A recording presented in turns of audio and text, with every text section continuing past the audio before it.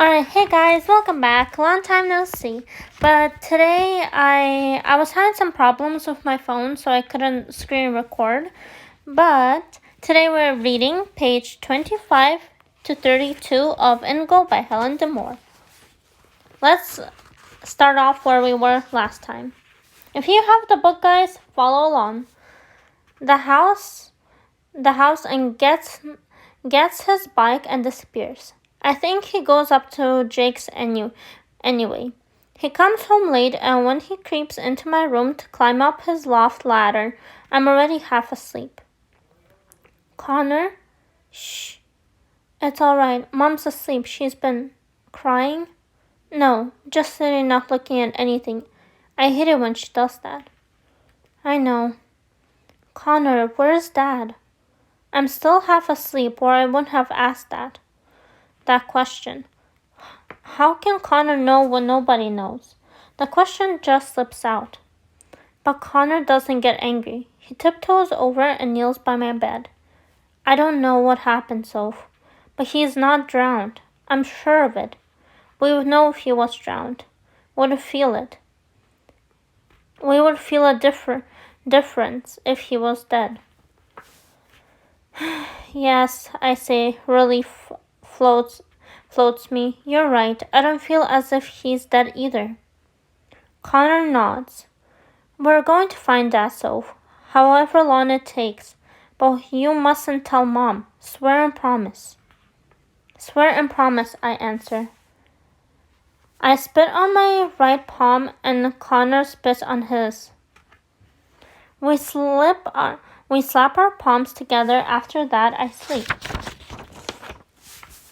They hold the memorial service for Dad in the church.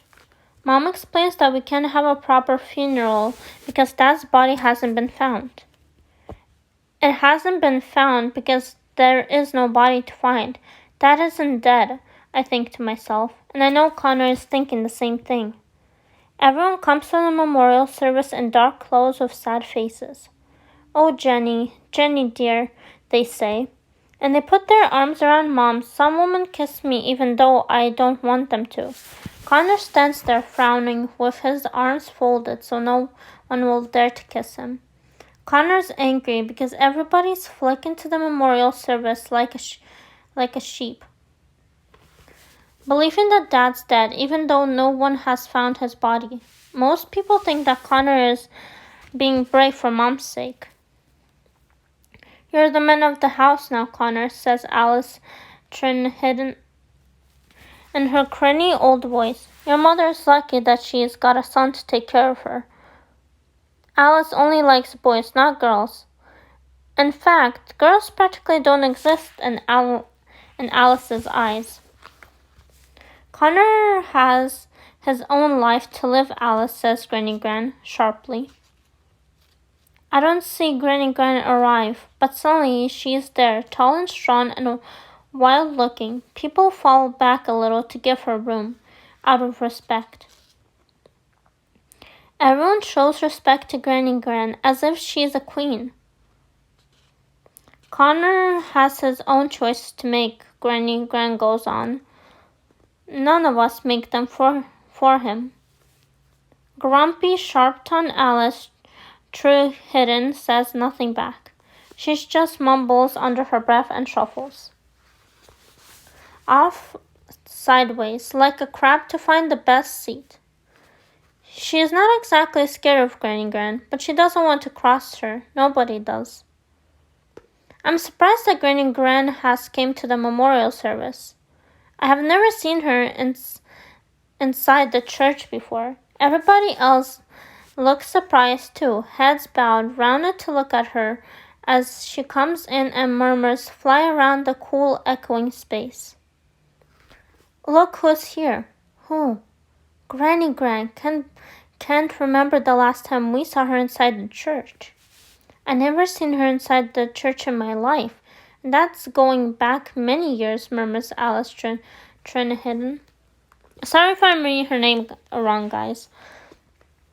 Granny Gran doesn't go far inside the church today.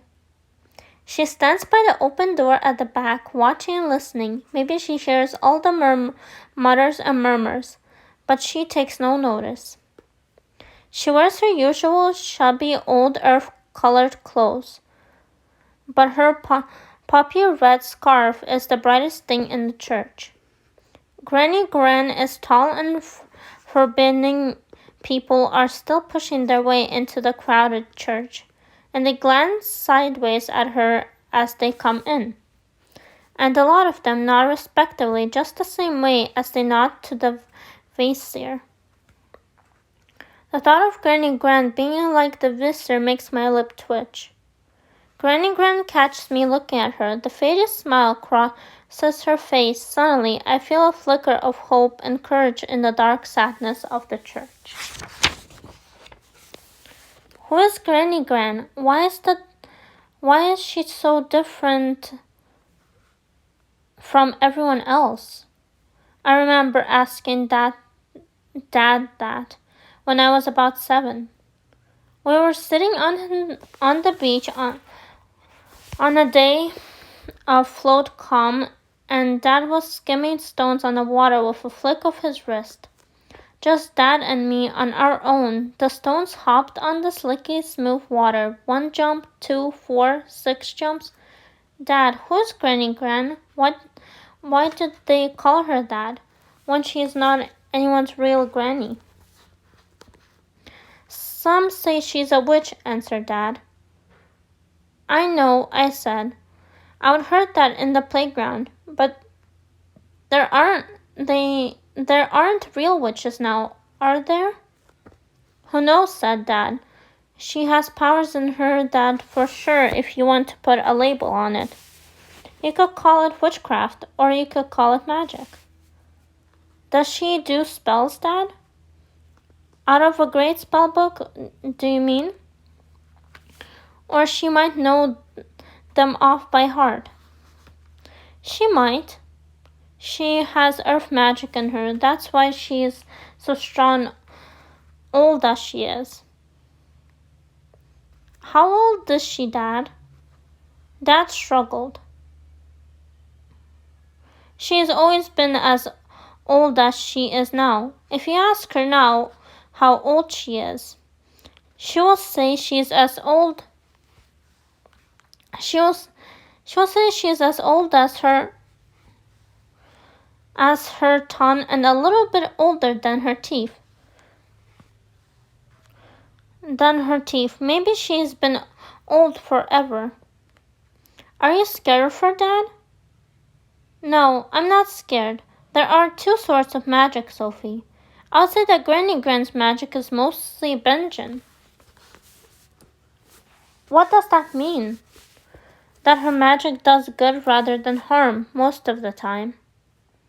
Not all the time. Magic's wild. You can't put a harness on it or make it do what you want. Even the best magic can be dangerous.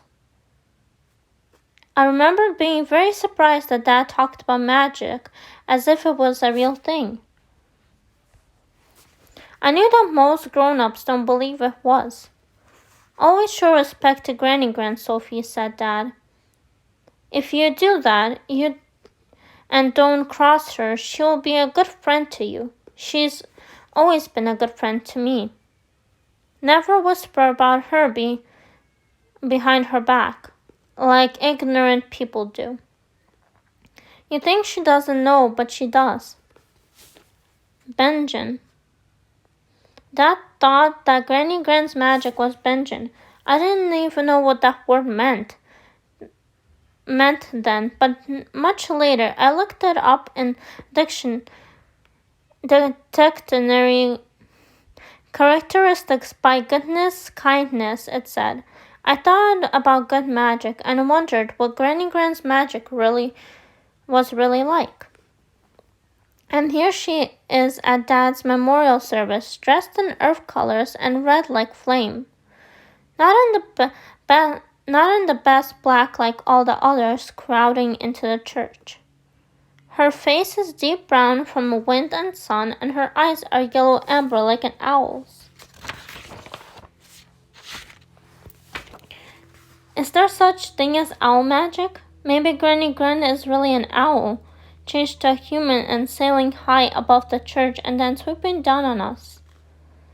Owls are strong and powerful and wise, but they can tear you with their claws, mostly Benjamin, Dad said. Her owl eyes are piercing and full of light, as if they can see everything you try to hide. People came to the church from miles around in their dark clothes. Mom and Connor and I sit in the front pews. No one except the vaser can see our faces. The church sings, but no one has a song as good as... No one has... Sorry guys, I messed it up. No one has a voice as good as Dad's. I remember what Dad said about wanting to sing in the open air instead of inside the church. In the church, if Dad was here, he wouldn't stay. He would slip out of the open back door. He would wink at Granny Gran as he went.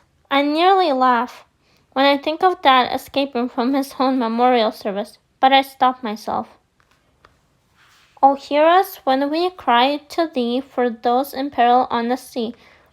The song this hum because it's the hum for sailors and fishermen. They believe that Dad has drowned. And never let us cry to thee for these in peril on the sea. Mom doesn't sing. She stares straight ahead as the song swells louder. Her lips are pierced so tightly together that there is no color in them. If you don't know Mom was sad, you would think she was fiercely angry. She often looks like that since Dad went. It's such a slow, gloomy, droning hum. Dad would hate it. He likes music to have life in it. I close my eyes and shut my ears to the church hum. I strain to listen to a different music. Yes, I can almost believe that I hear Dad's voice. I wish I was away in Ingo, far across the Bering Sea, sailing over deepest waters. Maybe that's where Dad has gone, sailing over deepest waters. He's away in Ingo, wherever Ingo is. That's where we'll find him. If I can just catch one note of his voice, I'll be able to follow it. I'll follow a single thread of his voice to where Dad is. The hum ends. People cough and rustle as they sit down, cramping themselves over the edge of the pew and into the aisle. I turn to Connor and whisper, "We'll find him, won't we, Connor?" "Yes," whispers back Connor. "Don't worry, Soph. Let them get on with their memorial service if it makes them happy. It doesn't mean Dad's dead. I know we'll find him. We'll find Dad in Ingo," I tell myself. In Ingo, however long it takes. We'll find Dad however hard it is. No, I'm not going to cry. I tip my head back so the tears that are swelling in my eyes will not fall. They run down the back of my throat and into my mouth, tasting of salt. I swallow them, and Dad's still alive. He won't want me to cry.